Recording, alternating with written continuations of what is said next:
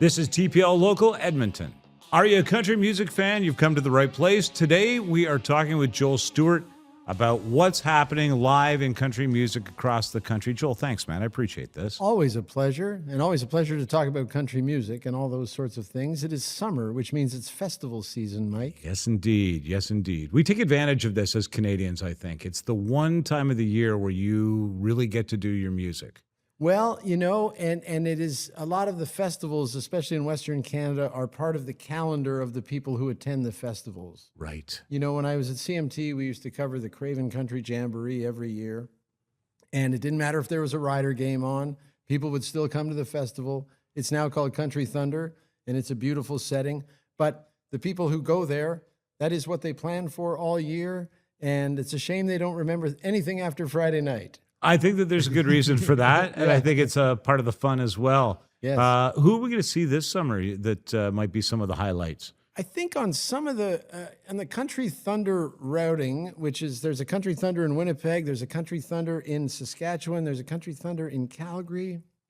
Some of the names change, but one of the bigger draws is Lainey Wilson, who, a great singer, but she's also known from the TV show Yellowstone and all that kind of stuff. Yeah. And she recently married a fella who was a former backup quarterback for the Ottawa Rough Riders, or the Ottawa Red Blacks. No, really? All roads lead to the CFL. Isn't that something? Anyway, yeah, in your world they do, don't they? Yes, they really do. Super fan. Lainey Wilson will be the big draw. And then there's all kinds of other, I think Motley Crue is at Country Thunder in Winnipeg. And I think they call it Rockin' Thunder or something. They changed the night or something like that. But I think people should just find Country Thunder in your neighborhood. There's one in Calgary. There's one in Saskatchewan. There's one in Winnipeg. Those are kind of the big ones.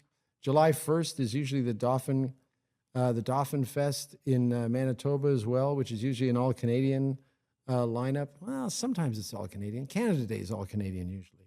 Yeah. But I've seen some big acts there as well. So depending on where you want to go and what you want to do and how you want to do it, because you can do the whole VIP thing, or you can just go camp and drink and listen to the music and do all that stuff too. Not necessarily, you don't have to drink. No, you don't have to, but you get a free campsite if you do. I made that up. Yeah. Some of the Canadian acts right now that people should be looking for across the country. And in fact, it's pretty wild because if you look at the charts here in Canada, and obviously it's a little skewed because we're more familiar. There's some dominance going on in the last year on the country charts with Canadians. Oh, yes. Oh, yes. I think, you know, it used to be like the Americans would have the top 10 songs and maybe a Canadian would have a song in the top 15 or something like that. Now you're seeing the Canadian artists on Canadian radio hitting top 5, hitting number 1, including the Americans. And that's just a great thing to see in terms of who's touring this summer. You know, Dallas Smith is, well, I know him. He was in the movie I directed, Souls Road, but also he's the biggest star, the biggest male star in Canadian country music. He really does maintain a grasp on his fan base here in Canada in a big way. It's funny because of the film premiere for Souls Road. I mean, he was a popular guy on the streets, man. Oh, man. Just standing there for a few moments. It didn't take long to get a crowd of fans that were dedicated. Yeah, we're in Dallas's orbit, and he puts on a great show and all that kind of stuff. And then I think in the fall he's touring his Default, his old band as well. But I think try and catch some of Dallas's summer shows because, gosh, Dallas has 18 number ones or something, and you're going to hear them all. It's a great show because everyone knows the words to every song, and it's kind of a magical thing, which is what community is supposed to be about, right?